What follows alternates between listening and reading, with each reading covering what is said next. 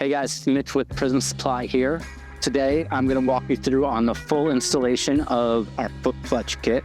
It's for 91 to 03, basically all the hard mount Evo Sportsters. You're going to go through all the steps you need, everything to get your bike up and running with a foot clutch. So this is how it's going to come in the box with all the hardware, covers, pedals, everything you need to install it. These are the tools needed for the installation of the kit. It's going to be a flathead screwdriver, a 3/16 Allen key, quarter Allen key, and the clutch shaft installation tool, which we're providing with the kit.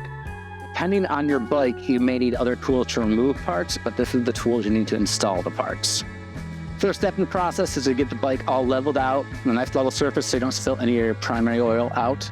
We've already got it jacked up on a lip, so you can do this on the ground. As long as it's level, you're not going to spill anything. Next step in the process is to remove the foot peg so you have room to work behind the derby cover. Now we're going to remove the derby cover. With the derby cover off, inspect your gasket.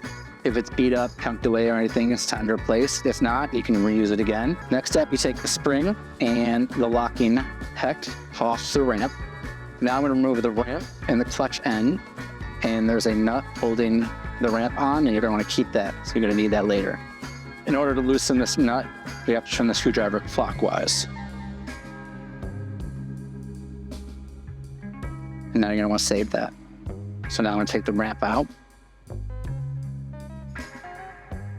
When you remove the ramp, make sure you don't lose this piece, because then you have to take your primary cover off, and it's not fun.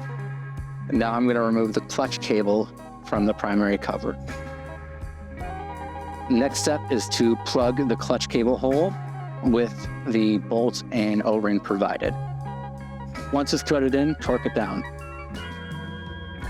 The next step is to install the Prism modified ramp with the tab aligned in the case and the hex facing out.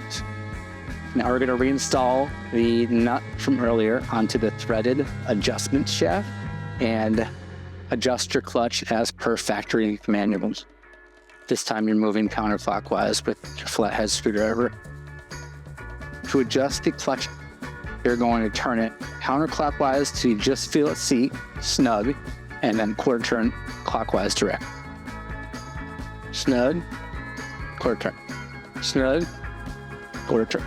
From this point on, we're going to be using provided Prism parts, no more stock parts involved. You're going to take the provided derby cover and assemble it off the bike with a pre-assembly and the installation tool provided. This is the Prism Supply derby cover provided in the kit. It's going to come pre-assembled with a bushing and O-ring as well. So when you install the connector shaft, to make sure you don't damage that O-ring. To start the pre-assembly, you're going to take the clutch connector shaft, stack it with the wave spring, brass top hat bushing, and one 10th spacer. After that, you're going to install that into the cover. Make sure to get it over the O-ring without hurting it. Then the provided clutch installation tool, washer, and bolt. Now it's time to install the clutch cover assembly onto your bike. You're going to want to make sure the flats on the clutch connector shaft align with the flats on the clutch adjustment screw. And then you're going to want to rotate the installation tool so that the hex falls into the hex of the ramp. Make sure your O-ring is on, and then install the cover, aligning all parts with the installation tool.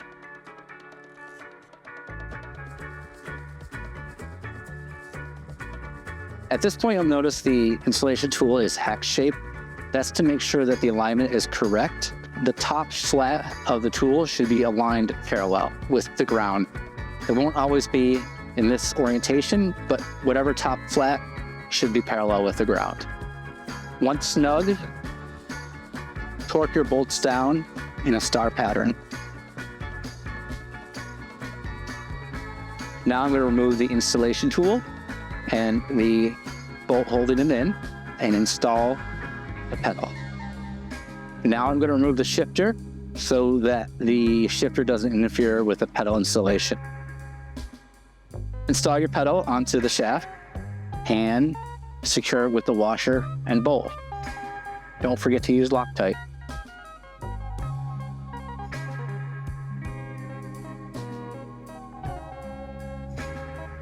Now that everything is installed, you're going to want to check to make sure that the stops are in the correct position. The pedal should move roughly 15 degrees or 2 to 3 inches measured from the end of the pedal.